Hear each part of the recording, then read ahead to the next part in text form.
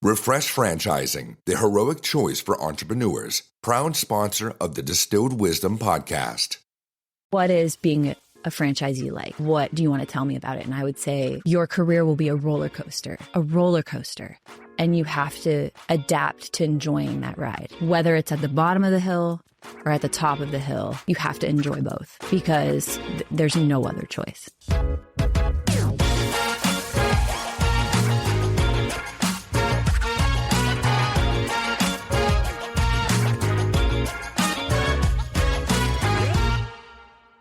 Thanks for joining us on another episode of Distilled Wisdom. I'm your host, Adam Ferracane. I have a really special guest today. We've been able to get the franchisor perspective over time, but today I have a franchisee and we're mixing things up. We have Lauren Johnson joining us. She owns 4 different UPS stores in Northern Ohio and has an incredible journey as a mother of 4, struggling and building her own business empire. It's an incredible story that everybody should hear. Let's hop into the episode and get to the interview. Right. We have the one and only Miss Lauren Johnson from Quad Coast. Right. She's the president of Quad Coast. Mm-hmm. Lauren, thank you for joining me. Thank you so much for having me. So, Lauren, tell me a little bit about you. So you own, am I correct, UPS stores, right? Yes, correct. So my company owns 4 UPS stores, looking to grow very soon in the future. But currently I own 4 UPS stores, Northeast Ohio, all local to me, 10 minutes from each other, which is phenomenal. I don't think that happens too often, actually. What part of in Ohio? We got to start the episode with, you know, throwing your name out there and telling people about you. So I grew up, I'm born and bred Youngstown girl. Okay. So more specifically, McDonald, Ohio, which is a square mile in the Youngstown area. And so because I grew up here, you know, I ended up back here. But that town was a special place to grow up in because it's, you know, in places like that are super small. I think there's some beauty in that there's not a lot of change, right? Mm-hmm. But then there's also the need to learn that change creates something, opportunity. And as a kid there, you know, there wasn't a whole lot going on. So luckily, I was lucky to have parents who, you know, took me everywhere. So is this like so I'm not familiar with it, and I've been in Ohio now a while. Yeah. Is this like a small farm community? Or? It's a steel town. Okay. Yeah. So McDonald Steel, which actually just closed this year, which is super, super sad. But my grandpa worked at that steel mill. My dad worked at that steel mill. It's a steel town. So it's a very special, it's Mayberry is what it is. Okay. And it's like a little time capsule, but there are some really super special people there, teachers, one in particular named Jerry Gammertsfelter, teacher there who showed the kids there is a world beyond here. There's music beyond this music. There's so much culture. And because of him and many others there, I think a lot of the kids, you know, their eyes were open to, wow, there's a whole world here. And, you know, he took our class to New York City and all of those things growing up there. This is high school? Helped me to want to kind of get out of Dodge. Yeah. But eventually, after getting out of Dodge, I made my way back here. Well, where'd you go? I went to Arizona State for school. Okay. Not for any other reason other than I had family there. I had an aunt there and I had been there to visit. And my mother took me to ASU campus. And I remember thinking, this looks like a good place to go to school. Not because of academics, not because of anything other than the palm trees, the warm weather. And I just wanted to go. And at that time, there was nothing. Another thing about a small town is you don't see a huge amount of career opportunities for what you want to do, right? You know what you're good at, but you're exposed to very little. It's essentially the general store of the steel mill, it sounds like, right? Yeah. You know, there's not the majority of the people who didn't work at the steel mill worked. There's couple local hospitals. There's GM, used to be General Motors nearby. So there'd be a lot of people worked there, factories, but you didn't see a ton other than what my parents did. I wasn't exposed to a ton of what I may be good at, you know? And so I went to college without kind of that idea. What do I want to do? I kind of went in What'd you go in for? What'd you pick as your major? I picked business as my major. Well, However, well, it's funny because I switched soon after, but I was a creative in that small town. And the thing about creatives is they don't like being put in boxes. And so I think that's part of why I didn't choose something was I don't want anyone telling me what to do. I don't want anybody, putting me on a direction when I don't know what I want to do. So I kind of went into business as a, kind of a placeholder. Okay, I can get most of my prereqs or whatever, and then decide what to do. And that's kind of what happened. I started in business and then approached my counselor and said, I miss art. I miss my creative side. I miss the things I did in high school. And she said, what about architecture? That's business. That's like business and art mixed together. And I was like, okay. And I switched. I had no idea. I had no idea what I was doing. But once I switched, it became clear that this was going to be a challenge. This wasn't your typical major. This was you had to have a lot of discipline. You had to have a lot of intelligence. You had to study. This wasn't I'm not familiar with architecture in any way, but what are some of the challenges somebody learning to be an architect? So I would say if classes like structures or high-end level math classes were a challenge for me personally. Some people, it was easy for some people who went into that field. That was hard for me. Another challenge is the challenge for me was never the creative part. Somebody could give me a project and say, create this space that draws people to create this museum, and this is the setting. And I never had a problem kind of coming up with ideas. But for me, it was more of the physical requirements at the time to put those ideas on to a drawing in a way that made sense for an engineer to build it. That's difficult, and it's something that you learn in school. So that's what my major changed to, and I was taught very quickly a lesson in resilience at that point because I didn't make the cut at ASU. There was a certain amount that could move on after sophomore year, and I didn't make the cut. So I transferred to Kent State. Was it right grades, around the corner. or why didn't you make it? Wasn't grades. It was more, we had to do this presentation, this project, and I was up against, everybody trying to make it past that second year into the third, which is where you make the cut in order to go forward. And I just didn't make it. I was going up against people, international students, and just people who just were better. At the time, I just wasn't good. And that taught me a lot because in my small town, you didn't not make the team. There wasn't enough to be on the team. So there was no tryout. There was no, everybody built you up all the time. And there wasn't that lesson in high school. So this was kind of like your first experience with the whole world outside town. Yeah. And it was a hard one, right? Because, my parents had paid for me to go out there. I had established friendships out there, and not making it, having to move home was a horrible time for me in college. Cause it's, So did you not continue? Couldn't you have changed majors or? Stay with us. We'll be right back. Citizens of Distilled Wisdom, gather around and listen up. If you're a fan of the show and want to join forces with its host, Adam Ferracane, then Refresh Franchising is the perfect choice for you. So gather your courage, summon your inner superhero, and visit refreshfranchising.com to launch your heroic franchise journey. Refresh Franchising, the heroic choice for entrepreneurs, proud sponsor of the Distilled Wisdom podcast. Do you know what? I'm a bit of a stubborn one. And once I committed to that major, I said, you know what? I'm going to do this. I can do this. You're not going to tell me that I can't do it. And so I switched to a harder program. Kent State is the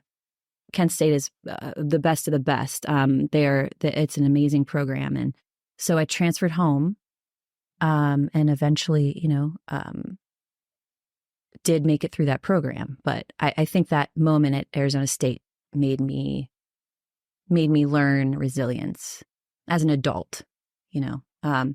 So yeah, then I got back home and I haven't left. This has been my home since It takes then. courage to get knocked down like that and then be able to, you know, dust it off and be like, cool, I'm going again. It really does. You know, my son, I'm a mom of 4 kids. And my oldest, my son, Elliot, did not make the basketball team this year, which was heartbreaking for him.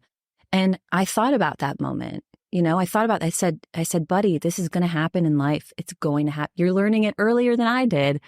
But it's one of those things. It will make you better. Focus on the things you're good at. Focus on getting better, honing your skills and trying again. It's okay to fail. It's okay.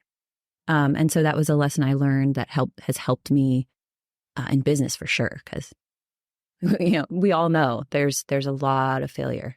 Yeah. A lot of failure. I'm curious how that happened. Because so you went to Kent and then you graduated, you became an architect, right? I became an architect. Yeah. Okay. I became an architect. And I was, you know, I practiced for, I want to say I did 3 years at a firm. But I was heavily disappointed with what the field actually was. You know, it's one thing in college to be given all these creative projects and to do all these artistic things. And then when you're in the real world, it was just like a bludgeon to the head of surprise. You know, Yeah. it's and for me, my personal experience may have been different than other people.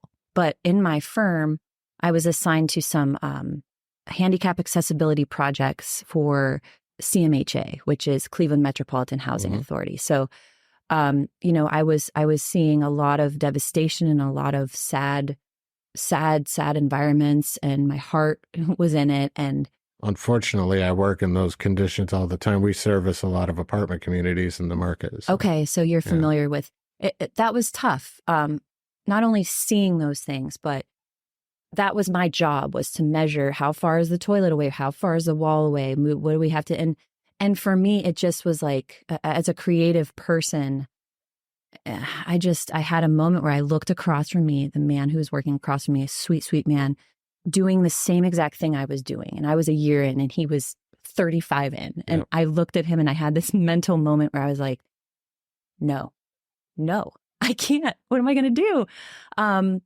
Combined with the fact that I was pregnant 3 years in with my first child, it was kind of an easy decision to say, look, how about pause and focus on my baby, you know, and I don't want to do this anymore. What's next? What's next has always been my biggest downfall, and my biggest strength is what's next, because sometimes I just do it without thinking. But in this case, it was the right move. It was the right move. My spouse at the time had said, look, like if you're going to stop working, you know, we got to figure this out, you know. It was super supportive of me, starting my own business on the weekends, which was photography. Okay. So I did do that for, on Saturdays for about 8 years, just to keep, you know, to keep us afloat, to keep us having a little bit of spending money. What type of photography? I did wedding photography.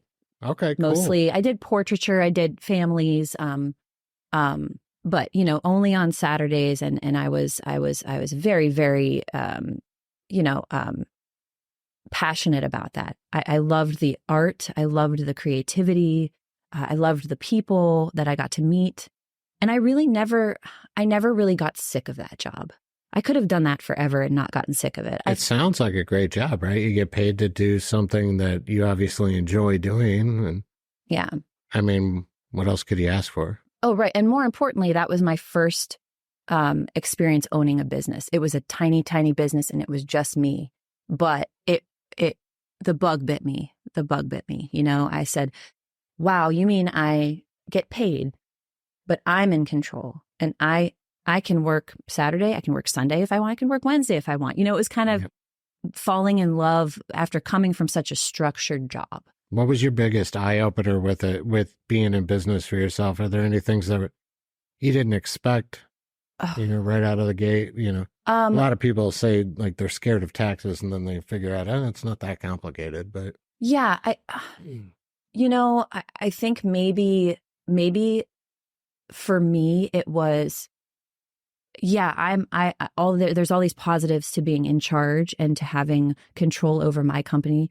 And then there's, oh gosh, if I make a mistake, if I misstep in any way, it's me and I'm the one. Like there's no one else, there's no one else. So I think the pressure was a surprise for me. You don't go into it expecting that. And then once you're there, but I thrived off that pressure because it was a constant, how am I doing? How am I doing? How am I doing? How can I make it better? And with wedding photography, there's so much you can do to make it better. You can keep growing. I have friends who started around the time I did it and are still doing it, made it through COVID miraculously because that field got smashed.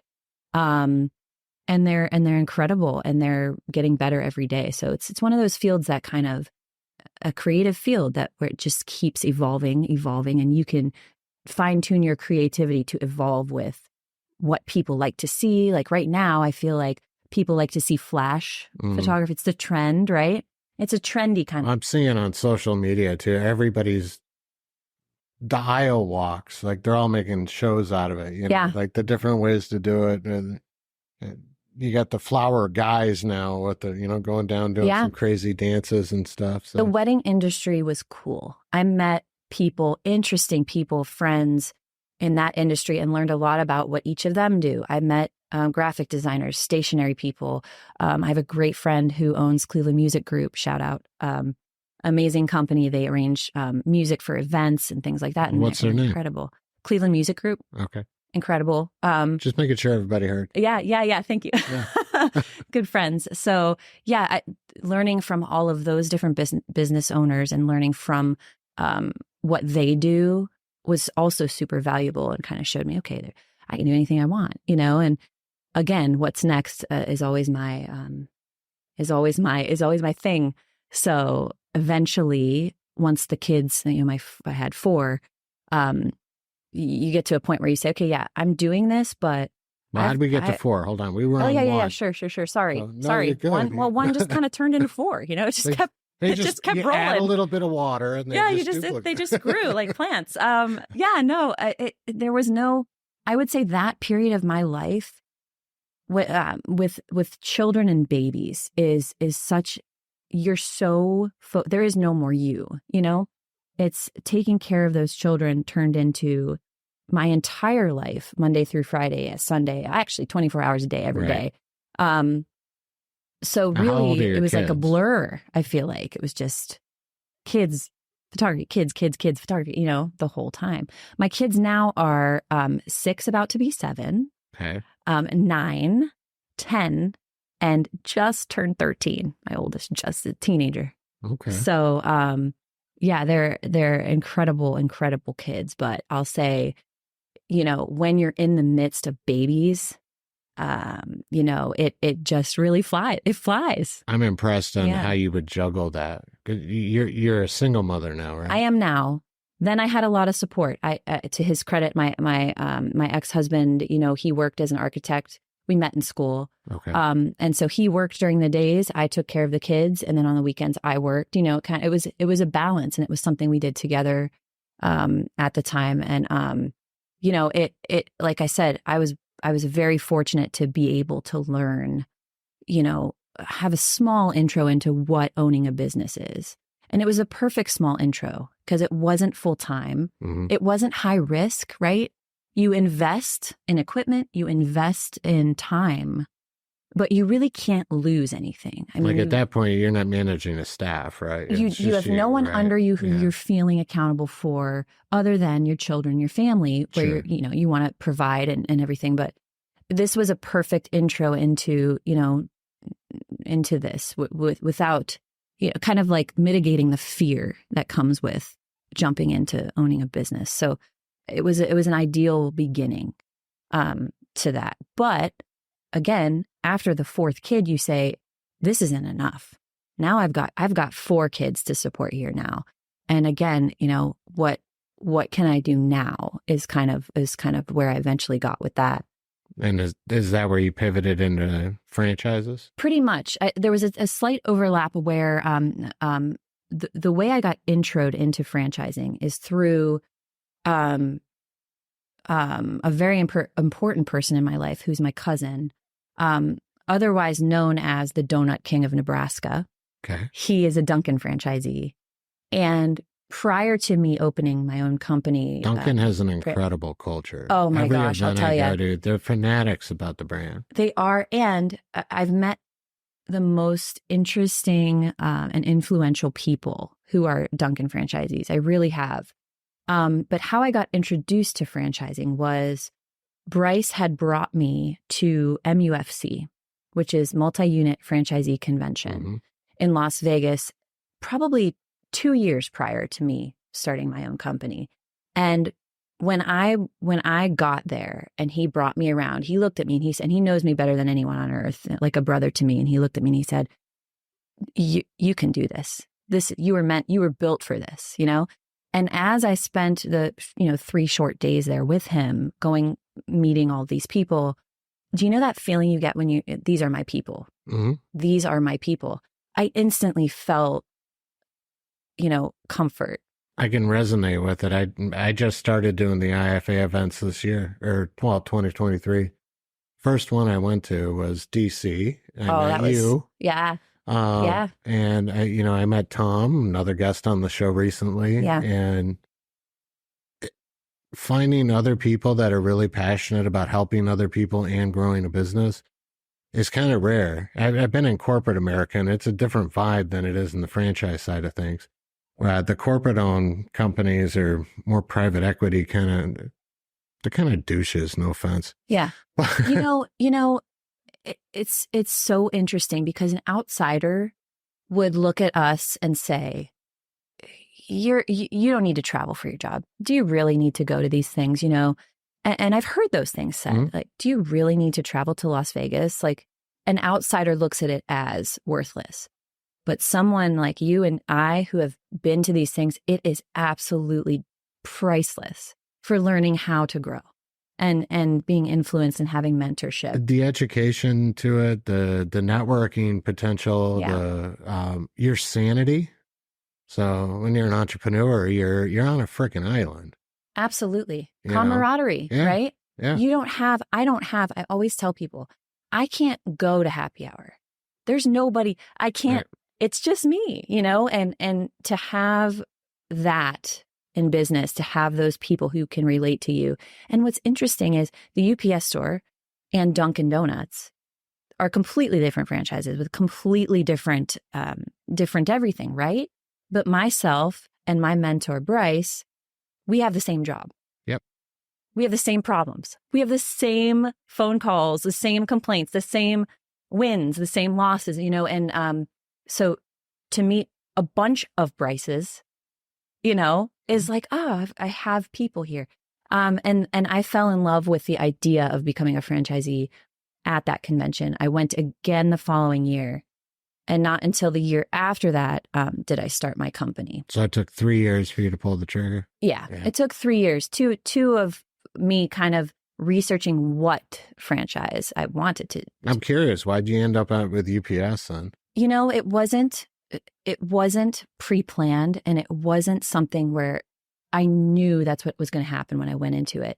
What happened was my initial idea to do a franchise was I'm going to do something relating to kids, because at the time, that's what I knew. Mom of 4, super, super passionate about it. And I kept looking in my community and neighborhoods going, where are the good daycares? I started having all these ideas again, like my creative mind kind of took over and said, why don't we have more nature-based learning? Why are things priced the way they are? Why can we not integrate the elderly and children in these facilities? Why, and I started thinking I could do this. And so much so that I went online and got another master's degree. I got a master's of early childhood education. In those 2 years, I went online at night, every night, for like a year, a year and a half until I got my master's of early childhood, which is now a coaster. I don't use it. You still have it. I have it, and maybe someday, right? But I didn't, this just goes to show, I did not know what I wanted to do. The UPS store was, at the time, moving towards print, and is still moving towards print as a profit center and trying to grow that, right? And when I saw the UPS store for sale, I thought, I know print, I know graphic design, I know photography, I have a background in architecture, so I know plotters, I know printing. And so my mind didn't go, I want to be a shipper, that's my dream. It went, not only do I know a bit about how they're trying to grow. Well, the stores aren't really, and you can correct me because I don't run them, but the stores aren't really a shipper. They really just receive the packages and they're picked up. Correct. Right? I mean, yeah, for the most part, and again, you can correct me, but the profit centers, there is stuff like the post boxes, the print side of things, and then other services, right? So, top three, shipping is by far number one. Right. The reason for that being, one, that we're just the best logistics company. Sure. UPS is the best logistics company there is. Two, we have a partnership, a commission with Amazon, right? And so now with the world post-COVID and all of these returns, that really has upped our Amazon's fought with UPS center. Quite a bit. We're going to end up off topic if I push that too much, but yeah, I know they go back and forth, and but Amazon eventually did start, their own delivery and everything, and I'm sure that impacts UPS quite a bit. Oh, I'm sure. I don't know the ins and outs of that, just because UPS store pays a UPS shipping bill, so we aren't the shipper, like you said, but it's still our number one profit center. Mailboxes are great because it's 100% profit. There's nothing going out other than labor to distribute mail, but it's really, really good profit center. But at the time, it wasn't a dream of mine, prior going, oh, this is what I've always dreamt of. But this was something I saw that felt like I could do this and I could be knowledgeable about. And also, it's safe. It's not. Someone had once given me the advice, do not invest in something sexy. Yeah, the UPS store, well, maybe it's a little sexy, but it's not, right? No, not really. It's safe. It's something that people will always, always need. And boring businesses are usually the more, the safer bet for sure. Yeah. I'm in cleaning, cleaning and painting services. People need it. Yeah. It's never going away. Shipping's never going away. No. And the company, the corporation is evolving, right? So we're helping more with return. We're doing different things to kind of adapt to what society is now needing post-COVID. So how was that, by the way? Oh God, I'm so glad you asked. Yeah, I'm sure because if you're thinking of the timeline I'm talking, I purchased my first store in December of 2019. Oh, right before. COVID hits hard March. Yeah. I'm brand new. It was a disaster for me. Now, it wasn't an outward disaster. I didn't crumble, but I'll tell you, to be an essential. Did you start with all 4 stores or? Just one. No, okay. I started so you're at one location with my baby. Okay. Yep. And I only had the one location, but I'll tell you, to be hit with that right off the bat was so intense, not only because I was a new business owner, but because we were essential business. Yep. We were an essential business. So there was no shutting down. There were all these mandates that not everybody agreed with.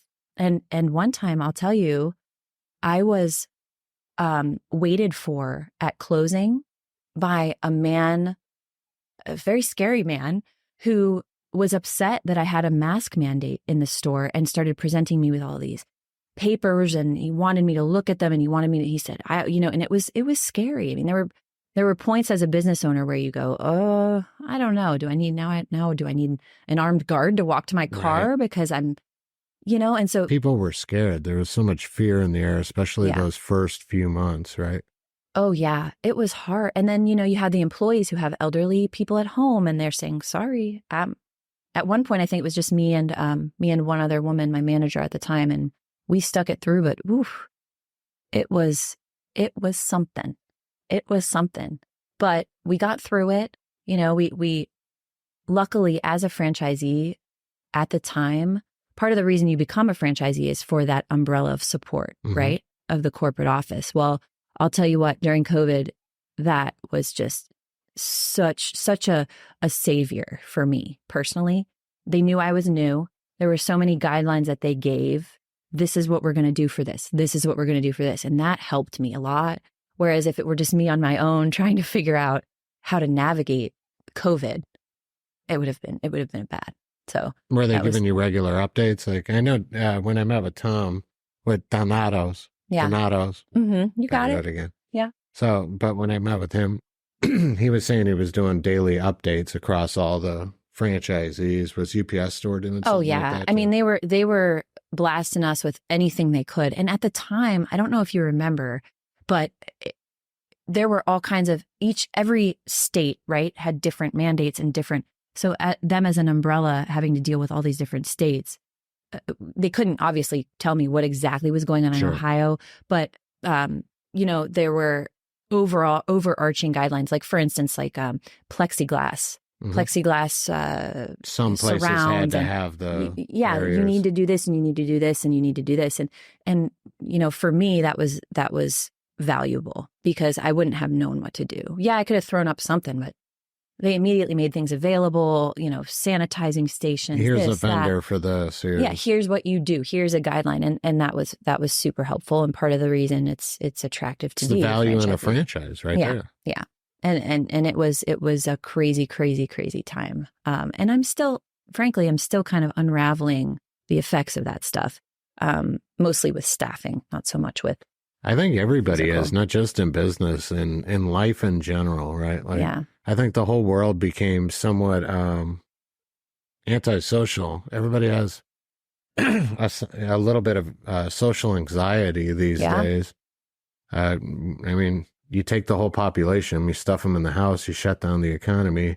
It's going to disrupt the world a little bit. Yeah. So it's been crazy. Do you remember when we were younger? I'm going to age us now. See, we were just having this conversation, not on camera. When we were younger, when you would write a resume, you learned how to write a resume in school. And which I don't know if that happens anymore. I didn't go to school. You'd never know it. So, and on the resume, you learned it was embarrassing to put something on the resume where you worked there less than a year, right? It was like, don't even put it on there. Now, I mean, I'm telling you, you get resumes with 20, 30 jobs on it in the last 2 years. We still pass on it. My managers talk about this all the time in our meetings, right? They do look at that still. I know I don't think some of the younger managers see it the same way. Yeah. And my manager's relatively young. I think the average age is probably early 30s. Yeah. They still consider that heavily. And job jumping. It's a thing. Yeah, it's definitely a thing. It's a thing. And most recently I had a manager meeting where I printed out a payroll report that showed turnover rates for each of my stores. And those heavily correlate with my store numbers, because if you're a revolving door and you're getting new people all the time, it's impossible for that manager to completely train each new person to be perfect. It's just not possible. There's a learning curve and it's okay. But if we're constantly fighting this revolving door, we can't stabilize. It's challenges. Yeah. They could be overcome. Yeah. Speed up training. Really, that's kind of what we're looking at, right? Like it takes one of our refinishing techs, for example, we don't expect them to really have the job hammered down for a year. Yeah. So if we can get that down to 6 months, it helps. Oh, training is everything. Yeah. And we're constantly trying to improve that. What new, opening, closing sheets can we have? What guidelines can we provide? What will help them understand all of these little tiny, because in the UPS store, there's just these little tiny details that you have to remember, but there's a ton of them. There's a ton of different things we do.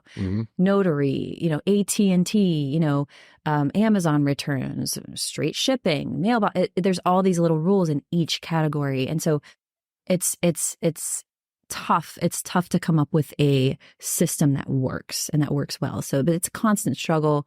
But again, being a creative person who's in a box, right? That's kind of the thing about people like that. They end up to be entrepreneurs sometimes, but they have to be creative within the constructs of the company to grow. And it's turned out to be, for me, kind of a good fit, because you still can use use those thoughts towards improving yourself rather than not using them at all, which I physically can't do it. Right. You have to be able to say, what now? I get bored, I get bored. But yeah, I think COVID was tough. Yeah. You were at your first store in COVID, but it didn't scare me off from wanting more, which is a miracle. But it didn't scare me off. It just made me think, okay. Well, I would imagine a UPS store actually would do pretty well through COVID. Well, it did. It was just hard. Not that it wasn't hard for everyone. But it was hard to overcome. It was hard to mitigate all the extra business with less people. Gotcha. So it was like, great. We'll ship all the toilet paper to New York City. Bring it in. But there's only 2 of us. So the problems became, there's a line around the block because they had to be 6 foot from each other, and only 2 of us willing to be there and risk our lives. Because at the time, it was, everyone's going to die. Nobody knew anything. And so it was that struggle that was the most challenging. But I think 2021, I purchased the next 2 at the same time. It just so happened that a couple who owned 2 stores were retiring and had approached me and said, "Are you looking?" And I said, so yeah. Your first one, did you buy an existing that was already established? 30-year store. Okay. 30-year store. It was extremely established. The community, it's a part of that community. It was in mailboxes, et cetera, prior to being a UPS store. So this is an old store. So out of the 4, did you open any of them from the ground level? None of them. Okay. That's maybe next. Okay. That's maybe next. I don't know if you would, right? Like, to me, it makes more sense to just buy the existing if you can. It's funny. It's a give and take, right? Buying existing has its huge advantages, which is, kind of, you can look at the P&Ls, you can look at the last 3 years, you can kind of predict how it's going to do, whether you own it or someone else does. Unless you heavily drop the ball, you can figure it out. The advantage of building new, in my mind, and how I see it, would be there's less upfront cash needed because you're not paying for that existing business, right? So it's a lower investment, but I really think you got to home run the location to do it. You got to home run the location. You got to be positive. Now, does UPS help pick those, or are you responsible as a franchisee of selecting your location? So the UPS store has a list of potential places they think would be good spots. And then it's up to you to kind of say, hey, there's people in the company I can write and say, hey, I'm interested in opening a store, here. And then they'll say whether or not that territory is taken also. Okay. So they provide a lot of support with guidelines on that. We don't think this is a good spot, or this spot is already owned by someone, or think about your proximity and what they want to make money. Of course. They want to make those well, and they also have to honor their agreements with the territories. Right, with the other franchisees, and be respectful. And they don't want to oversaturate the market either, which is a concern probably for a lot of businesses. But have not done that yet. All existing. The next 2 were owned by a couple, and that was just an easy decision for me. I knew I wanted to grow. And then at that point, I kind of had the hang of the bank and the process and how to do this. And so I kind of jumped in and did that one. What was your biggest challenge going from 1 location to 3 location, like juggling cycling your time through it? Yeah, that the biggest challenge was how to split myself in three. Mm-hmm. And really that challenge has been something I've worked on over the past couple of years to kind of create a better structure for my own company, right? So you can choose to manage all of those managers alone, or you can choose to hire someone to help you manage. Well, that's what I was just going to ask you. Do you have a right hand, right? I have a right hand, and I have a right hand who's officially a right hand. Before I was kind of growing her. She actually was a manager of one of those. No, sorry, she was an employee at one of those two stores when I purchased it. So, okay. And she's just. I have to say, I am nothing without my team. Nothing. I could never do all this alone. And I have like an amazing team. She is incredible, an incredible person. She came, she grew up rougher. She grew up with taking care of her family. She grew up with a lot of responsibility.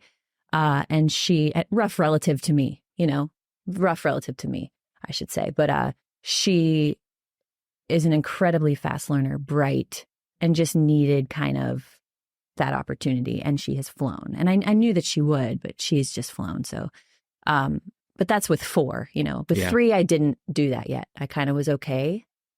But I feel like there's this thing called the death zone where you own 4, and either you are split too thin and your mental health suffers, Mm-hmm. or you grow and hire someone. So I'm at that point where I'm in between, right? I'm at 4. I can't do it all by myself, but I'm not really at the point where I feel super great having a district manager, right, for my stores. But it's almost like, do you want to take the hit to have a better lifestyle? Kind of a decision that I've made. So I never struggled with this. I literally will just put it all back in, but I understand people can't always do that. Like, you have 4 children to take care of, and you're in a different situation, right? Yeah. I'm single, no kids. Yeah. I'll sell my house and live in a box. I don't care. The business is more important to me. Yeah. Right? Yeah. But you can't do that. So, it's funny because I can't think of a circumstance where my business wouldn't be put first. It's hard, right? Because as a mom, my business, not only am I accountable for all of my employees who need a paycheck, I'm accountable for those kids. I'm by myself. So if that business fails, they no longer have my support. So it's almost like one and the same, right? My kids come first, their health comes first. If they're in the hospital, the store can die for all I care, right? No. Yeah, I get that. But you have the expenses of the kids simultaneously. It's that balance. Right? Yeah. It's that balance. And I would argue, that the balance is kind of a myth, right? You have to kind of embrace the imbalance. Oh, I hate the phrase work-life balance. I try to provide it for my staff. Yeah. But if you're an entrepreneur, there is no work-life balance. You end up living for your work. And that's okay, right? Yeah. And you do it for the people that you work with and everything, but you have to be willing it takes a certain person to do that. Absolutely. Right? They have to have the bug. If they don't, they won't. Yeah. But, and everybody's life is different. Like you said, right. Some people have different circumstances than others. For me, when I have my kids, I'm with those kids, and it's 4 kids. It's not 1 kid. It's a lot of kids. So, well, the teenager you don't have to energy, worry about, right? Oh, yeah, right. Yeah. The problems change, The problems change. The struggles and the challenges, I should say, change. The love only grows, but the challenges change. But I would say that the balance is a myth. It's almost like embrace the imbalance, embrace friction, because you can't have it all. You can't have it all. You can't run a perfect company and be a perfect mom and be a perfect everything. It's a total myth. So, do you have tips for the mothers out there that are thinking about going to be a franchise owner or a business owner, and how they're going to balance those things? I do. I have a lot of tips. One tip would be to make lists of your goals. Make lists of your goals and write them down. Write them down, because oftentimes women, we get so wrapped up in that idea of being perfect.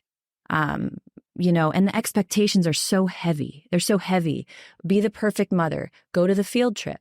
Our parents are getting older. Who's going to care for our elderly parents? Laundry, dishes, be a badass at work.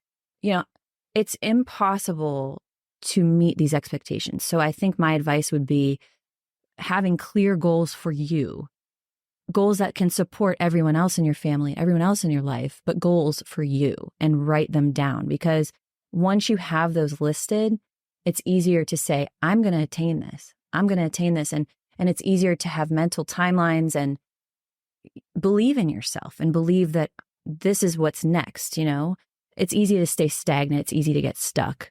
I'm sure for everybody, but in my personal experience as a woman, I feel like that's a small, small thing that any woman can do that makes a big difference. It makes a big difference. I think that translates really to anyone, not just women, right? Yeah. I think that's fantastic advice for anybody in general. Screw everybody else. Establish what's important to you and focus on those things. And that's all that matters. It's your life. You get one. You have to. You have to. And somebody once told me, and I was guilty of when I was a mother, I was guilty of putting my kids above everything. Because what that did is I didn't take care of myself. So those kids need a mom who has energy or who is slightly caring for herself. Because if not, they're worse off. So it's kind of, it's the same concept. You've got to kind of focus on your goals and what you want to do. And then most importantly, do it, do it. Take leaps, take jumps, it's just part of being an entrepreneur is taking leaps and jumps and going for it. If you don't, you'll never do it. You'll never do it. Now, you've had the UPS stores how many years? 4. You grew fast, by the way. Quickly. So you're buying a unit a year. Yeah. How did, again, because buying something new, I know this because I've started new things.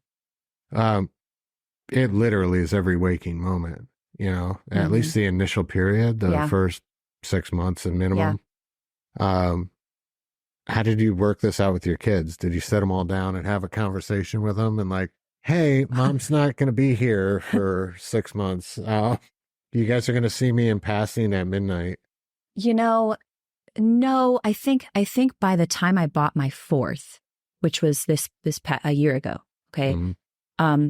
First of all, it helps that the 4th store is in my hometown of Pepper Pike where I live. So the 4th store is 2 minutes from my home, which is super helpful. But secondly, at that point, I had established myself to have 3 stores that are running super well. So it's almost like if you can get to the point where your training and your hard work and your teamwork has made a team that's confident and who can kind of run those stores, you can kind of focus all your energy on the new one and getting that. Well, sure, but no, I'm talking about your first location. Oh, the first store. Yeah, the very first one you bought. I know it's already operational and everything. Yeah. Again, you got that excitement. You're really pumped. It's a new thing for you. It's the first one. Everybody gets that. They just end up diving in. Oh yeah. No, that was another important lesson in my life that I learned that I hadn't learned prior while being a stay-at-home mom, which is you need to ask for help. You need to ask for help. It takes a village. Do you have family that helps you? Big time. My parents are so supportive. And without them and without their support through me opening all of these companies, I wouldn't have been able to do it. But anytime I needed, evening help, daytime help, because the majority of the time, I had people work during the day, so, and not all of mine were in school at the time. So my parents, and I'll say this too, I don't know about any other listeners who had young kids during COVID, but my parents drove an hour every single day from Youngstown to teach my children who had to be remote taught during those months while I'm opening my store. So not only am I opening a store and not home, I'm not home with them having to remote learn. So I had parents who sacrificed every single day, hour up, hour back, during COVID, mind you, and they're in their, Mom and late dad 60s. get at the free time. shipping for life. Free shipping for life, for sure. For sure. So yeah, they, incredible what they did for me. Incredible. I wrote them after I couldn't, how do you thank someone for that? How do you thank someone? And when I did try to thank them, their response was, are you kidding? That time was absolutely priceless. We got to spend every day teaching, helping our grandkids learn and being there every day. And that's just the response of good people. They were selfless, and they're the reason I don't know what I would have done. It's important to have that circle. Yeah. Huge. I had my dad early on. He helped with the business, answering phones, anything he could, right, before I could afford to hire staff, because I bootstrapped mine. I didn't do a loan. The company was started with a credit card and a pickup truck. Crazy. Yeah. I love that. Badass. So, hard. The banks won't touch you for 3 years, right? So you have absolutely no capital. Yeah. So, but there's that in-between period where I'm technician, I'm office staff, I'm literally every job. Yeah. And it would have been it would have been so much harder without my dad at least helping with the phone calls here and there. He couldn't put them in the computer, but he could take them and write them down and let me put them in later, right? I mean, I don't know what entrepreneurs would do without support. And support comes in different ways for different entrepreneurs, right? Sure. So, different people need different types of help. But that's the answer to that question, is without those people, I couldn't have done it. That was just a crazy, crazy time with that remote learn stuff. My gosh, and I had sat in, the worst. I try to bite my tongue when we talk about the COVID stuff, because I have my opinions about the situation, and it angers me. I don't get upset and angry about much, but that whole situation and the way it was handled and everything, it's very frustrating, because we're still dealing with the ramifications of it and the impact of it today. Yeah. And it really hurt this country as a whole. I'll tell you what, I was home one day and my mom was sitting with my son on the remote learning, and there was the laptop sitting there, and he's pointing to a letter. No, the teacher's pointing to a letter, but the sound is off. So her finger's on the B, and she's going like, A, and it's on the B. And then my son's going, he's going, cause here, you know what I mean? It was, I remember watching that thinking, it's like kindergarten reading age. And I'm like, this is not going to go well. This is bad. It was pretty scary, but again, we made it through, but glad that will never happen again in our lifetime. I don't even know. See, that's what I'm saying. I don't even know if we could say we made it through yet. Well, yeah, we're still seeing the effects of it for sure. We're 4 years later, and this the impact is still impacting businesses left and right. The inflation that was caused, not just because of that, but that played a huge factor in it, was the stimulus printing, shutting down. I mean, you shut down the economy, it's going to mess things up. Yeah. And that's not causing everything that's happening today, but it's causing a lot of problems with staffing. You're talking about staffing right now and how you're having a hard time and your turnover is higher and everything. Why is that? Oh, it's because people can't afford to live on the wages, yet we can't just arbitrarily raise prices in every industry across the board. Right. I'm in an area where I'm not able to do that as quickly. So what used to be a really good paying job now has become an okay paying job. Mm-hmm. And that trickles all the way down to, again, fast food workers. You got the stuff where they're getting $15, $20 an hour now. Yeah. And then the middle trades aren't going up as quickly. This is all impacts from that period. That was the trigger event that triggered this stuff. And it's causing all sorts of problems for business owners. They're having a hard time navigating it because it's getting more difficult to get staff. Morale, we talk about morale in a company, right? There's morale in a country too. Yeah. And the morale in this country is crap right now. Yeah. When it comes to the average worker and the average person getting a job, and there's not a lot of optimism for the future, and that's really impacting it. And then that's making it very difficult for us as business owners to help grow, which will help with the optimism. But we're between a rock and a hard hard place right now. It's a struggle. And when I talk to, my colleagues and all the people, all the Dunkin' guys and all the other franchises, it's kind of like, when is there any coming out from this staff stuff? Or is it a cultural change that we must now adapt to? Now, frankly, I have purchased self-serve kiosks in all my stores because it's to the point where this is a permanent, this may be a permanent thing, and maybe we have to automate more. And that's why all of these stores are just automate, because you know what? It's efficient. Sometimes the people being less social now prefer to go to my kiosk than talk to anybody at my counter. I don't want to talk to anybody. I just want to do my return, and that's becoming kind of a change in culture where we don't want to talk to people. We want to go to the machine, but my kiosk in one of my stores is doing 30% of my Amazon returns, 30%. So I believe it. For me to look at that, I go, that's great. That's great, because I struggle to find staff. So if this machine is doing a lot of that mundane work and, taking it off my staff and making their day less stressful, where they can mitigate their line and then say, go to the kiosk. It's not preventable. Us as business owners, we're going to have to implement this stuff. Yeah. Right. Otherwise we'll die. Yeah. So we're going to have to adjust with it. But I had a long conversation with one of my consultants the other day, and it was not consulting. It was just a late night conversation about the future of the country. And when we start talking about robotics and everything, the advancements with AI and robotics and everywhere that we're going, it leaves these massive question marks right now. Because they're great for businesses, at least initially. So like I own a service business. When I can get robots that are going to go out and do some of the work, eventually they're going to alleviate some pressure from the staff. But the reality is they're going to replace the staff. I can't lie about it. I can't sit here and say I don't know that's a reality. That's going to happen. Yeah. But how the country navigates this is really just who knows? Who knows? I know. The scary part about it is we don't know who's leading the conversation. Yeah. No, you're right. It's very interesting though. I love to follow it.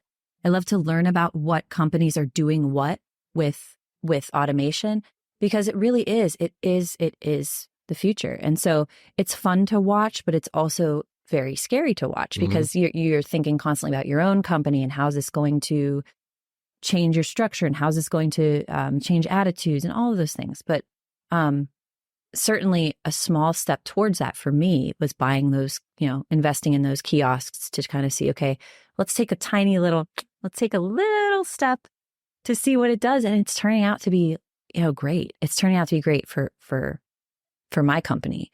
But it's kind of cool to have the opportunity to do those things. And that, again, that's made possible by the franchise who's coming up with these new things.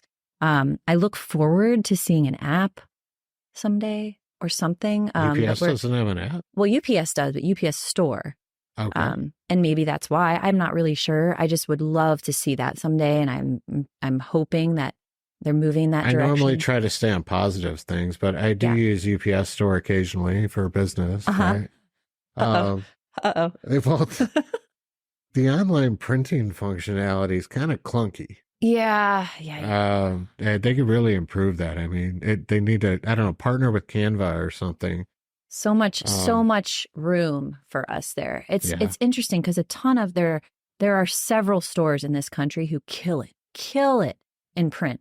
And so for me, it's about finding those people and asking them a lot of questions. How they're doing it. Yeah, because you know what? I want to get there. There's an incredible opportunity there for revenue and also for just creativity and fun. It's just a fun thing for me to do, and it's fun for people to do it. You get to come up with different design concepts and get to interact with people a little bit more. Adding design services would be interesting if you guys had now we're just brainstorming, this is what business people do, but If you guys could figure out a way to tap into freelancers and everything to do design We have work. it. Do you really? We have it. Oh, okay. It's just no one knows that. And so I didn't know. it's my responsibility to kind of change that in my own company. So that's kind of on the docket. Especially we go through our peak season is like November, December, January. And then after January, you can kind of start working on those things. Whereas like there's literally, we can't do anything else other than process packages for 3 months. Because after the holiday season comes return season. And that's what all of January has been inundated with Amazon, returns, or prepaid returns and all that stuff. So the staff is just, kind of wrestling with that right now. So, but yeah, once I bought the 4th one, that's kind of led us to kind of present day. It's been a year since I bought that one, so I'm due. We'll see. I don't know. I'm kind of torn on what's next, but right now, my newest things have been like figuring out fun things to do within my company to make everybody happier, little improvements I can make, or also little things I can give. For instance, we have, lost packages where after so many days, they're kind of abandoned. Yeah. And after they're abandoned, I've been researching a couple local women's shelters in the area where I'd like to kind of become kind of a regular donator of things because, it's about who can benefit from this stuff and how can we reduce waste and how can we help others? And that's just a small way, but it's something I'm thinking about is kind of partnering with them and establishing maybe a relationship where, hey, does anybody want to come train or need a job? And, trying to do things like that is kind of my next passion project within my company. Let me know who you get in with, because I've thought about doing, charity donations, some kind of volunteer work. I have a relatively decent sized staff. We have 30-something people in the company, and I thought about like maybe helping at the food shelter, but ironically, you email these charities and they don't get back to you. Yeah. That's interesting. Yeah. Yeah. We are constantly looking for things like that, right? Because once you reach certain goals for yourself, well, then it becomes more important. What else can I do? It's not all about, well, it doesn't all have to be so technical. Some of this and some of running a company, some of being an entrepreneur, I think you get it feeds your soul to do good things. And so I'm trying to find little ways to do good things as we work. So that's kind of something I've been passionate about. Do you do recently. stuff internally with your team? Oh yeah. Well, I mean, the focus lately for me has been how do we boost morale? How do we make everyone happier? How do we make it more fun? Those are challenging things because at the UPS store, oftentimes when people come in, something's important. There's a deadline. Mm-hmm. I have to, it's a high stress environment at times, right? Because the things that people are doing are important and they want you to know it's important. And sometimes those energies can transfer, onto your staff. And so much intensity all day kind of wears them down. So we do fun little things. Sometimes we'll do like incentive games, like to make things fun, or how many books of stamps can we, silly things like that. But mainly what I've been trying to improve recently is how I can translate to my staff how we can do things better. Because it's one thing to have these quarterly meetings and it's just the same rigmarole every time. Do they really take it in? Are they really? No, they're glossed over. You can't expect them to care as much as you care. Right. You can't. It's not a thing. So I've been doing this new thing recently that I think has been really cool where I take them to like a nice lunch. We go out they staff the stores and they leave for lunch and we sit there and I give them all an open review. So they all see each other's numbers. They all see each other's turnover stat. Yeah.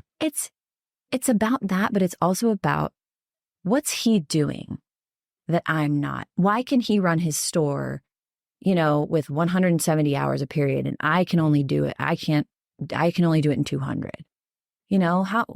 Why is he doing, like, what is he doing? And like allowing them to converse about that has been a game changer with my staff because I don't feel like before I think like before they felt as individuals, and now I'm trying to tell them, look, this is our team. Let's rely on each other. Let's play off each other's strengths. I got one manager who's a graphic designer.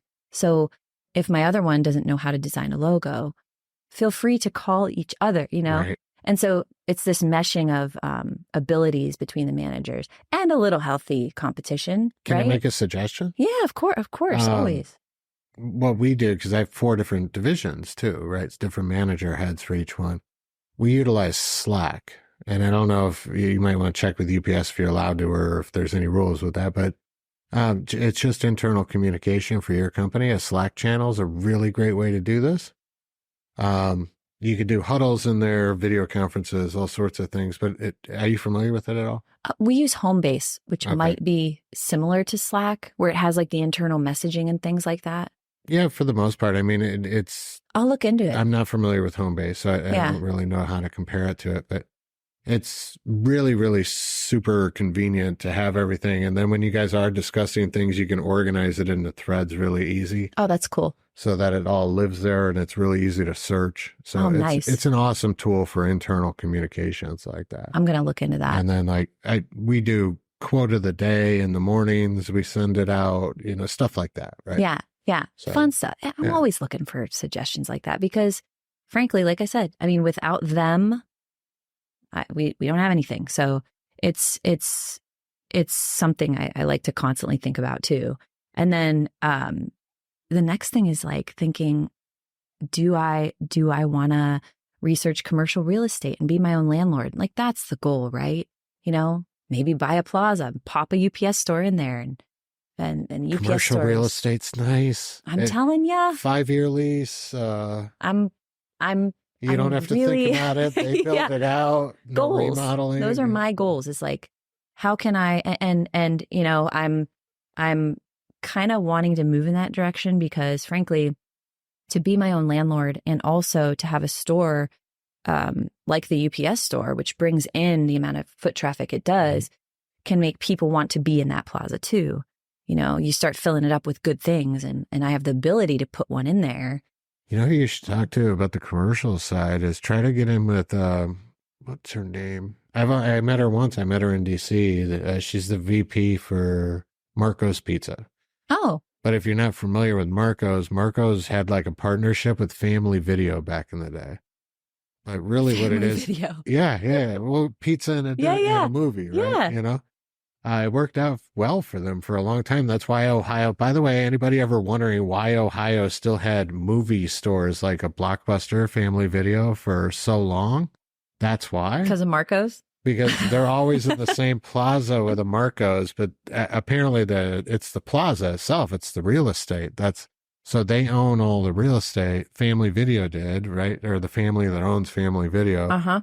They own all the real estate, so they weren't making money on the video stores, but they didn't care. It was just occupied for the real estate value. Right. Yeah, I really... But Marco's was always attached with it, so if you get it with them, maybe... Yeah, you have a little pizza... Yeah, it's funny because a lot of my stores are next to little pizza shops. I've got 2 stores next to Bibi Bop, too. I don't know what's going on with that. Is that the little donut thingies? Bibi Bop? No, it's like an Asian Chipotle. Oh. Don't know it. It's good. It's gluten-free. But it's good. But I don't know why those keep popping up by my stores other than they're I don't know, they're exploding right now. But it's something I'm really, really interested in going towards in the future is that commercial real estate piece where, I can start. It's a new thing. It's what's next, right? Like I'm not bored. I'm just thinking, I'm thinking, and I'm intrigued by... Well, those are passive investments. Well, semi-passive investments, right? Once you find the deal and you lease it out, there's no if you're doing commercial. Again, so I service property management companies, right? That's my primary business, but I work with multifamily. Yeah. Different world. You're dealing world. with clogged toilets and so on and so forth. Commercial, you already know this, but mostly telling for the audience, right? When you do commercial real estate, you don't improve the building usually unless maybe clean it up a little bit, but you don't really do much with it. You don't rehab it. Aside from the roof, the parking lot, that's about it. The tenant comes in and they do the build out and they invest the money in improving your piece of real estate. And then they do all this stuff for you, and then they're responsible to maintain it. They have to fix the clogged toilet, the HVAC unit, in most leases. Yeah. So really, you're just, unless you need a roof. Yeah. It's funny. After paying rent at 4 different, locations, I'm at the point where I'm going, why am I not on the other side of this? Oh, I bought this building. Yeah. I mean, you have to. It was like a no-brainer. No-brainer. I started looking at renting, and I was like, are you kidding me? Right. I'm handy. I'm a contractor, right? Yep. I was like, that makes absolutely no sense. Oh, you don't even want to know how much. I mean, it's insane, the rent, but it's the dream to kind of figure that out. And so maybe I will, Yeah, why not? Maybe I will. I just have to find the right spot and the right opportunity. But so far, I've been doing okay. I've been doing okay at it. Good. I'm looking forward to attending both IFA and MUFC are coming up. And my favorite thing about that is hearing what other people are doing and hearing what is trending and hearing about the reasons different people get into different things. And I just love every second of it. I love going there and learning all this stuff. Have you done this particular convention? Yes. Okay. I haven't been to this one before. This will be my first. Yes. This one last year was in Vegas. So this is a much welcomed change. I'm very, very sick of Las Vegas. It was so funny. The UPS store sent out a little survey. Where would you like to have your convention? And I'm picking like Austin or and of Austin course cool. Everyone voted Vegas, I'm like, gosh darn it. Now I got to go to I don't know why they like Vegas either. Vegas is, I think it's convenient. It's cheap flight. It's convenient from the airport, like 10 minutes from the airport. I don't know why either. Yeah. Escaping reality, maybe. I don't know. I think that's more it. Yeah. So a lot of the people I'm talking to that are going, it's like, they're not really going for the convention. They're going to cut loose and get away from the family and have some, not all of them, of course, but a lot of them are. What's interesting about that and about you saying that is I really do think, granted, the workshops they do are valuable. I'm not saying they're not. What I'm saying is the most valuable thing that comes out of these conventions is the networking. Yeah. It's the learning. It's the social aspect of these things that's truly the most valuable. It's the stuff that keeps on giving when you leave. More so than the classes can, I think. But it's for me, it's impacted me quite a bit. I mean, with the people I've met and now I've formed relationships where I know the people at IFA. Mm-hmm. I know so many people just because I've been going for 7 years. Did they get you on the women's committee? I know they were like trying to recruit you. No, because I lost her card. She gave me a physical business card and I had been handing. She's the one with that insurance company. I'll get it for you because she got me. I'm on the membership committee now thanks to her. She got me introduced. And so. Send me her because what happened was we were giving all the senators our card and I think I accidentally gave him her card. Yeah. Because she had given it to me and I said, oh no. They're not going to use them anyway. Yeah, right. I don't know why they wanted those, but what a cool experience that was. I had never done that before. I don't know if I would say cool. I would say scary. To see how it worked. Yeah, I felt the same feeling. When I got back, my mom's asked me, how did it go? Tell me about it. And I was like, I did not know this is how it works. You look behind the curtain and it's like, it's let's leave the curtain closed. First of all, Capitol Hill is actually a hill. Yeah. So don't wear heels, ladies. That was a mistake. But yeah, it was shocking to me. But the funny story about that, though, is I had been at a different table because of all of my buddies from, different states. I wasn't at the Ohio table, right? So I'm at that little session they had in the morning. Well, our first meeting was at 8:30 and the bus was leaving at 8:30. And all of a sudden we're like, uh-oh, we better get over there. We took an Uber and I strutted into that meeting right when it started, and all of you looked at me like you could tell that everyone was like, who is this? Because I wasn't at any of the... You weren't at the pregame or yeah. Yeah, but I felt like my perspective was actually in that first meeting. I felt like I made a slight difference. I could be wrong. You 100% were probably the most valuable one there because we were all franchisors. Yeah. And especially when we're talking left, right, whatever, when you're talking to the left-leaning politicians, we're corporate. Yeah. Right. We're the corporate guy. They don't care about us, in other words. Yeah. But you were the small business owner in their eyes, even though I'm a small business owner too. But in their eyes, you can connect with them a little bit better. So having the franchisee perspective was really valuable. You and I had solo ones, and it played off really well, where it's like, okay, franchisee, franchisor. Yeah. My view, your view. Right. Yeah. I think we tackled that pretty well. I just wish that the kid knew how to take notes and actually was listening to anything we said. I know. The one girl who we were with actually wrote the wrong acronyms down. Yeah. I was like, oh boy, this isn't looking good for us here. But yeah, it was interesting to see how it worked, but then it was also kind of empowering. Whether or not they listened to us, it was kind of empowering to even be in that position, or to even have the opportunity to talk to anybody. Was, for me, it was whoa, it was big. It was big, and it was really, really something I won't forget for sure. I will do it again. I have to do it, I think, every year because of the committee thing. So if you do get on the committee, I think it's part of it. Really? Yeah, I believe. Well, I'd be wrong. Maybe really they're just telling me that, so I go. Yeah. Yeah. You're required. I really fed off of that. I thought it was really, really fun. It was a quick trip though. And at the time there were all these storms and everything. And so my flights got canceled. I actually drove there, which was an easy drive. It was like 6 hours. It wasn't bad. So yeah, I'm down. You just volunteer me. Just volunteer me next time and I'll go. But it was... Well, I'm going to bug you for it. By the way, I think that was the best event I went to. It was my first. And I think it was the best one because of the level of seniority of the people that go. Mm-hmm.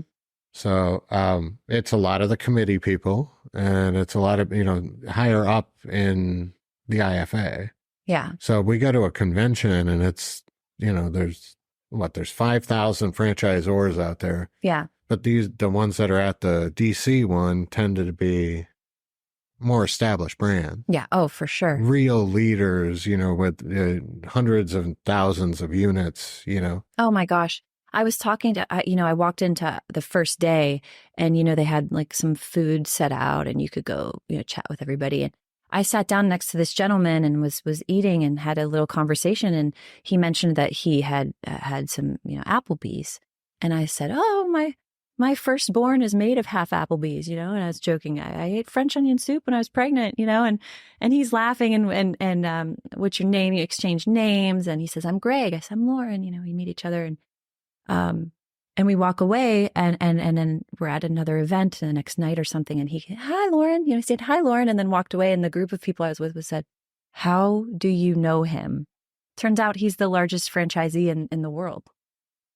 I had no idea. So it's so amazing to be able to meet these people who have accomplished so much. You had another story when we were in DC that was similar, where you ended up with all the Google executives. How the hell did you do that again? That was wild. So, okay. So, the Duncan crew, my buddies, they had a private dinner, to which I was not invited. So, whatever, lowly UPS store, I was not invited. So, what happened was they were going to a dinner, somewhere near the Conrad, right? I think it's called the Conrad. It had a really pretty kind of, bar on like the 3rd or 4th floor or something. And because they were right around the corner and I didn't know anybody there, I just said, you know what? I'll meet you all after your dinner. Shoot me a text. I'm going to head over there and have dinner, right? Alone. Yeah. So I go up there and I sit at the bar and I order some food and I'm just sitting there. And this gentleman comes and sits next to me. And he says, may I sit here? I said, sure, no problem. We were just conversing and he seemed a little stressed, but I didn't say anything, just a friendly conversation. And the more and more people who would come and say hello to him or speak to him or sit down, I started to figure out that this is someone. This is somebody, and these people are somebody. Somebody. They were very just extremely well spoken, well dressed, as if they had just been, at some kind of event, and not a fun one, like a stodgy one. And they all looked very, kind of stressed out. And he asked me what company I'd work for. And then I had said, well, what are you doing here? And he said, oh, my company is being sued and I have to depose or whatever. And I said, oh God, I'm so sorry. That's awful. And we just kept going and going and going. And at the end I said, so what's your company? He said, Google. And then I start looking around at the people, kind of mentally banking, like, remember what these people look like? Because I'm going to Google everyone after this. So it turned out to be, I think it's that big lawsuit about like monopoly, or I don't know what the lawsuit was about, but it was a big deal. It was a big deal, and they were all there for it. And apparently I met the whole Google executive team, not in the best circumstances, but it was crazy. It was crazy. And I didn't know it at the time. Did really. You get phone numbers? You can follow up and emails? No, but he knows where my UPS stores are. So maybe he'll pop in one day. Yeah. You never know. Maybe maybe he'll hook me up on Google search. Maybe that's why we pop up number one. I don't know. But yeah, that was wild. That was wild. And I kind of just left there I just left there being happy for the experience. It's cool when you get in rooms with people that are beyond where you're at. Mm-hmm. That's actually one of the main reasons I do the show. Yeah. I think it's very cool. Like, I get to sit down with people that have been where I'm trying to go. Yeah. It's invaluable to hear from them and learn from them, and hopefully save me some of the pain that they had to go through, right? Oh, yeah. And I mean, these events that we go to, the IFA, the MUFC, these people who go there are no joke. These are true pros at their field, and any kind of guidance that I can squeegee out of them while I'm there in between the dinners and the fun. And it's getting to know them as humans, because really, even the largest franchisee in the world is a super normal human, and kind, and humble and willing to talk to you about anything. I'm pretty sure that any question I would have had for that guy, he would have been there to answer it. And it's an incredible community. That's what we were talking about earlier. I mean, that's one of the differences between franchising and not always, but between franchising and private corporations. Mm-hmm. I've noticed that franchisees, franchisors, not all, of course, either. There's exceptions to everything, but the culture seems to be more inviting and friendly, and they're more humbled. You get into Wall Street, right? You get into the private equity groups and stuff, not necessarily as much. Yeah.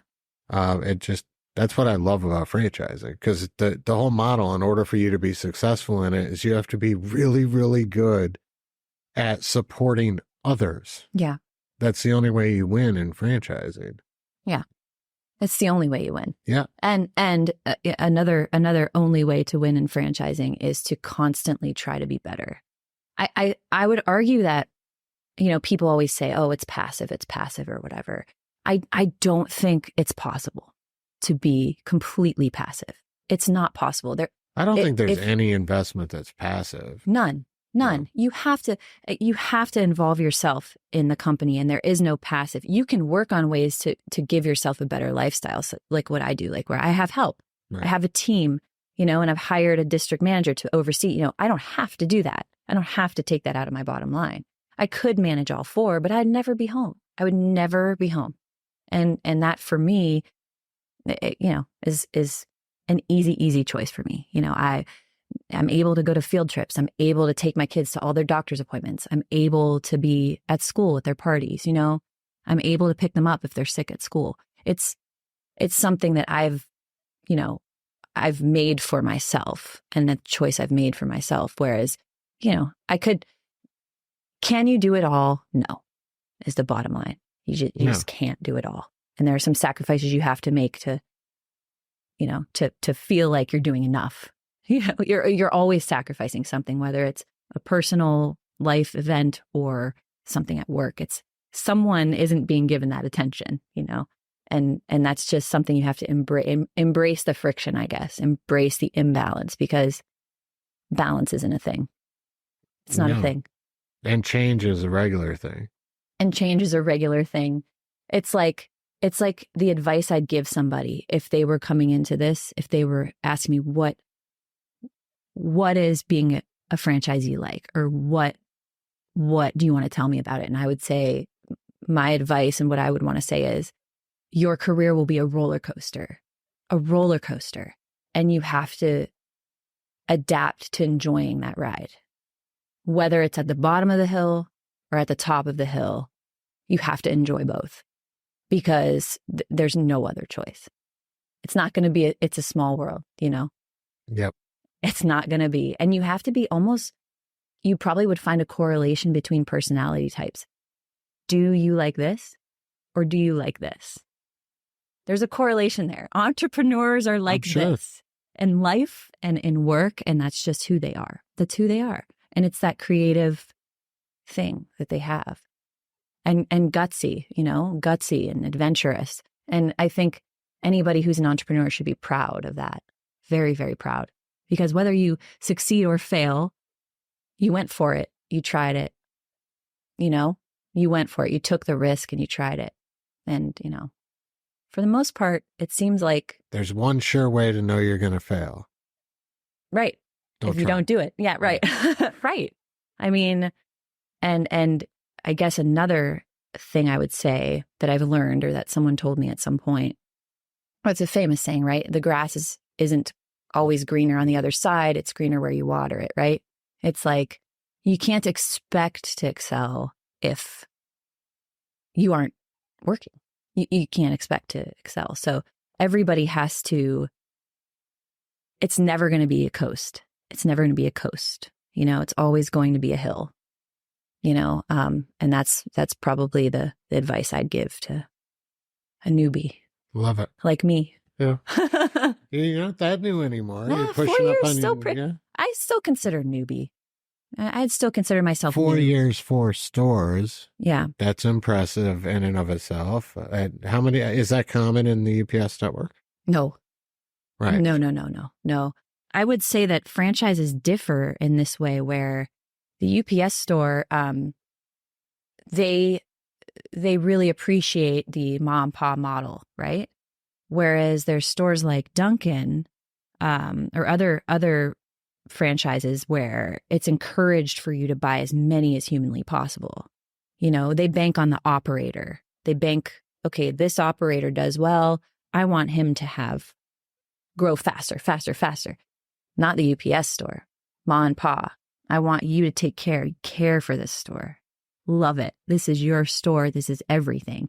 And so to grow at the UPS store is a bit more challenging, just because they aren't, I don't think they're huge fans of that type of model where you own 40, 50 units. So they're reluctant to grant additional locations? It becomes more challenging to acquire additional locations at the UPS store, yeah. I mean, I like the attention to detail and having, the mom and pop thing. And I'm looking at it from a franchisor's point of view, right? But at the same time, having less franchisees to manage within the network. And UPS store doesn't really need to have, it's mom and pop at the counter. It's confusing to me. Yeah. But that's because my experience prior to buying came from being mentored by a Dunkin' franchisee. So I learned about this stuff watching him, and I don't know what the largest Dunkin' franchisee has. I would say probably, I don't know, well over probably 50.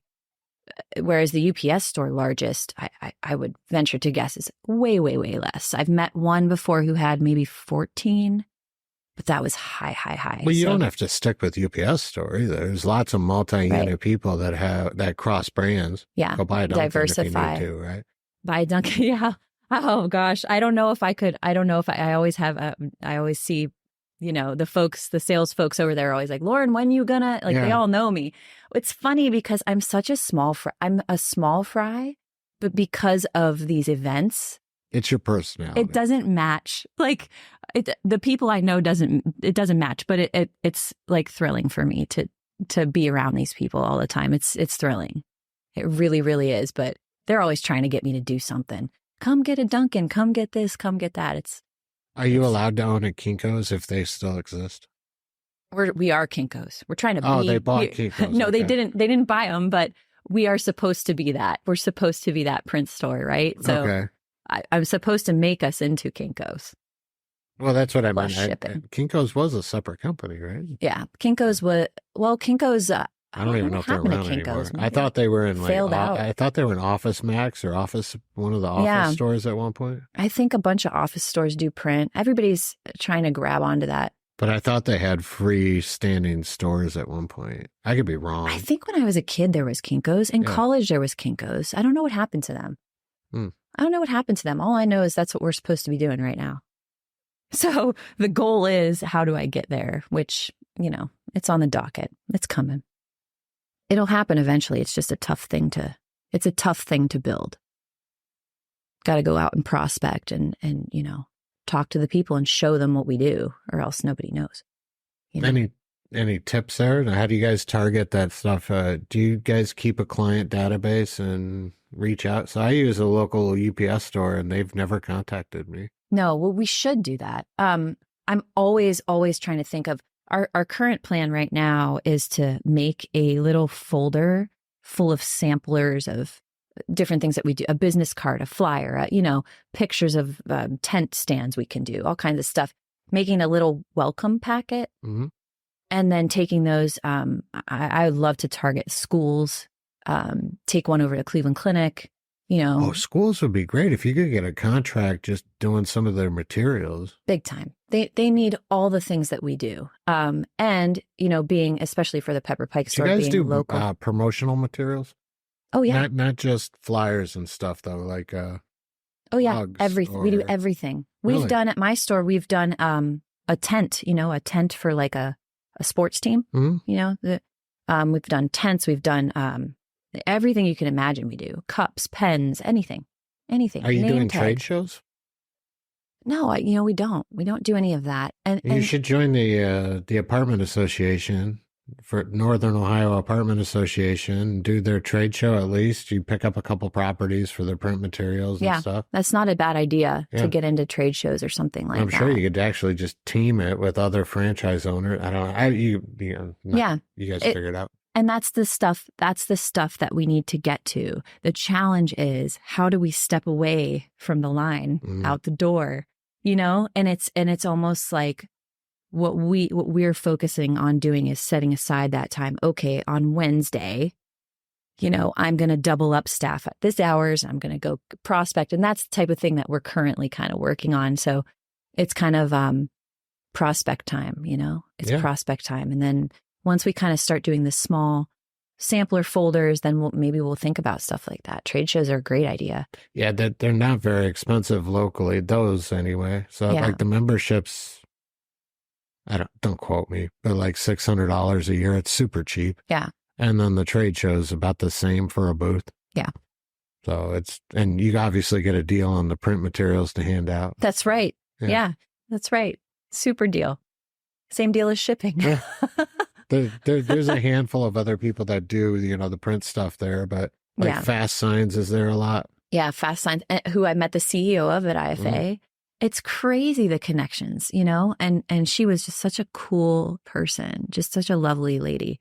And so I hope to see her in Phoenix. It's like, who's going to be there? I met, I don't know. And I tried to put on LinkedIn that I'd be there to see who would respond. But not everybody. I get horrible engagement because I'm like an oddball. So, yeah. Why? What do you mean? I'm an oddball. You're a podcaster. I know, that makes me an oddball. LinkedIn's for professionals, right? I've never been good with the professional vibe. Well, that's not a lot of people aren't good at that vibe. I don't do the corporate thing. It's raw Adam all the time. Well, you're coming to IFA. That's pretty corporate. I have to. I have to. You're on the committee now. Yeah. You have to go. I have to do this stuff. Well, it honestly is so fun. And you've never been to this one. So this is going to be different. This is It's not like DC. It's a little more loose and a little more social networking This one focused. struck me as more social hangout. Yeah. There's not even a lot of lessons. There's extra paid trainings and stuff. Yeah. But there's not a lot of roundtables and stuff like No. that. So it's not like the emerging either. I went to that one too. No. This one is really, really good for networking. And I just find it so valuable. Plus, my brother lives in Phoenix, so I'll get to make a little family, I'm making a whole trip out of it because I got to drive to haul this equipment. Oh, you're driving to Phoenix? Yeah. Dear. I like being on the road. So, oh my God. Well, I'm making a whole thing out of it. So I got a suite, and we're going to be doing podcast interviews for 3 of the days I'm there. Yeah. Try and knock out a whole bunch of interviews. But then I lived in Denver for a little while. My best friends live in Denver, so that's not too far. So I figured I'm gonna make this a 2-week event. Oh man, you're gonna be driving. Yeah. A story about that. I do not condone this by any means. Okay, I'm not promoting unsafe things, but once in college, I drove straight through from Phoenix to Youngstown. Oh hell no! That's like 26 hours. True story. Straight through. By the end, it was so irresponsible because I was hallucinating. Yeah, you could have killed yourself. He was hallucinating. I had a friend with me, and my mom had told me, meanwhile, she did not know I was going straight through, but she was like, don't let anyone drive your car. They're not insured. And so she'd be like, can I take over? And I was like, no, I can't. Mom said I can't. My mom said I can't. And what happened was, it wasn't like a reckless thing we did on purpose, but we were 2 girls alone driving through the middle of Texas, and we didn't want to stop. Like, let's not stop. It's too scary. We just kept driving. But anyway, yeah, don't do that. No. Don't do that. I got 3 days planned on the way out. Yeah, make sure you stop. St. Louis, Amarillo. I think those are my two stops. I hate Illinois. So I grew up in Illinois, and I despise that state. So I'm going to try to just fly right through there. Yeah, just pedal to the metal through Illinois. I hate that state. Oh, man, I hope no Illinois fans are listening. I love the city of Chicago, like the actual city, but that state is a disaster. Oh, man. You were talking about COVID earlier, right? So, wild story. I rode my motorcycle from here to Flathead Lake, Montana, during COVID, the height of COVID. So you were talking about differences in states? Yeah. I had different experiences all the way across the country, and I had to stay one night in Illinois. I couldn't even get dinner. I couldn't eat for the evening. Like, they were so bad with their lockdowns. There was nowhere for me to get food. I couldn't do drive-through on the bike. Like, they wouldn't do it. Oh, man. Because I'm too close, I guess. I don't know. Yeah. But yeah, it was a nightmare. But that experience was very interesting because I went through like South Dakota, which was one of the states that was just like, we're not doing shit. Yeah.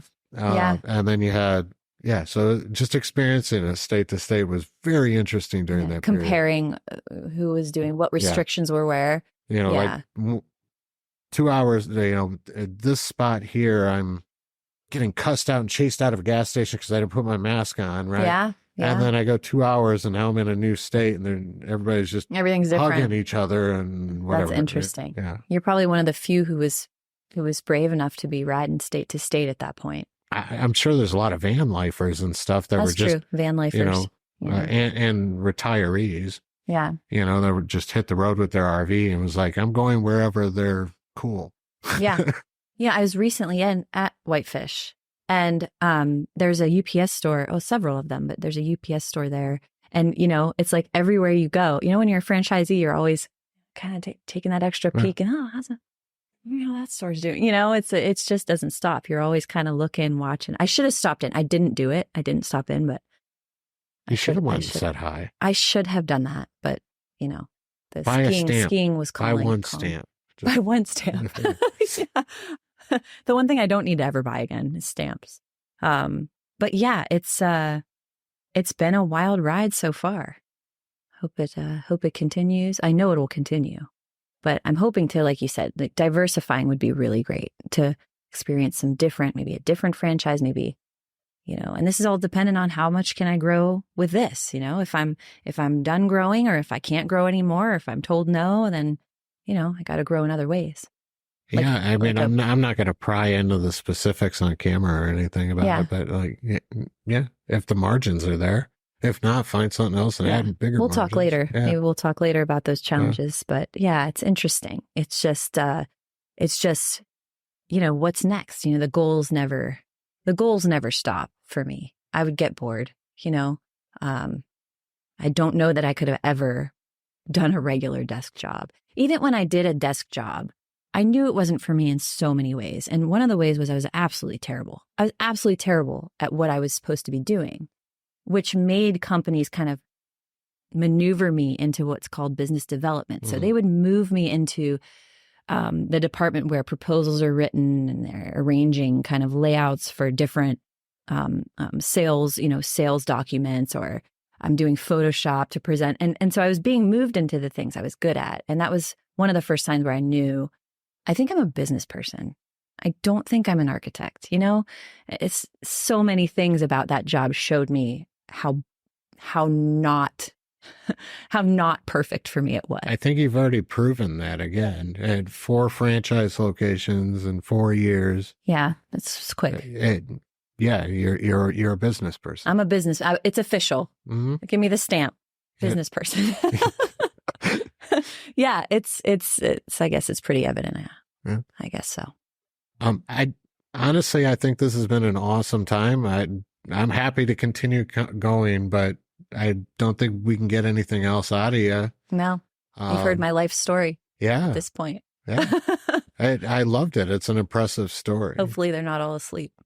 No, right? I'm sure they're fine. We'll edit out all our pauses and boring. Yeah, let's edit out let's edit out all your swears that you were saying. What? I don't fucking swear. I told you that. Fuck are you talking about? Oh, yeah, this has been great. I can't wait to wear my beanie. Shout out. Is there anything you want to share? Anything you want to wrap into the episode? Otherwise, we're good. No, I think I'll see you in Phoenix. Okay. And we'll do live. We'll do a live podcast later, right? We'll do our live whenever you start doing live. When I'm ready, yeah. Yeah, whenever that comes about. I got to get enough followers on TikTok. Oh, I see. Yeah. Yeah. So that's a struggle. It is. That's a struggle. I could buy them. The problem with that, though, is that I'm not doing it for the number of followers. I'm doing it for the right followers. Yeah, you need the organic reach. Yeah. That's what you need. So, yeah. I can go out there and I can just promote videos and make a catchy video that'll grab attention, but it's not the number of followers I have. It's the followers that are actually interested in what we're talking about. Yeah. That's what you need for sure. It has to be organic. Yeah. I'll show you my TikTok later. It's my daughter's doing food reviews, toy reviews. Okay. Yeah. Again, I tried to research you. I couldn't find anything on social because I locked it down. Johnson. Yeah, I locked it down. Yeah. Yeah. Yeah. You can't find me. I dare anyone. Johnson is like a needle in a haystack. You know? You ever want to, hide from the government or anything? Just name yourself Johnson Smith or. Yeah. You have no idea what I'm capable of. It's all hidden. Well, I was wondering, and I was like, I'm gonna end up getting into this interview, and we're gonna find out that she has a background from the CIA. Yeah. Or, right. Yeah. I'm a good investigator as well, so it goes both ways. I'm secret, but also I can figure anything out. It's a skill. I'm a little intimidated. It's a skill. It's a woman's skill, I think. Yeah, I think we're all built-in investigators. But no, I'm super excited for Phoenix and to hear about your podcasts. They won't be as cool as this one, I'm sure. No. This is going to be the best one yet. Duh. For sure. But no, I think we did awesome, yeah? Yeah. I'm Refresh Man, and I'm here to empower you to take charge of your destiny. Are you tired of working for someone else? Do you dream of making a difference in your community and unleashing your full potential? Then look no further than Refresh Franchising. With us by your side, you can start your own heroic business venture with the unwavering support and cutting-edge resources you need to conquer your goals. Our franchise model is like a super serum that will give you the strength to succeed. Refresh provides extensive training, ongoing mentorship, and an established brand with a loyal customer base. Plus, you'll become part of a heroic league of entrepreneurs who serve as allies on your journey towards greatness. And the best part, you won't have to waste time building your business from scratch like some kind of neophyte. With Refresh Franchising, you'll hit the ground running at lightning speed and unlock the key to heroic financial success. So gather your courage, summon your inner superhero, and visit refreshfranchising.com to launch your heroic franchise journey. Always remember, together, we can achieve greatness.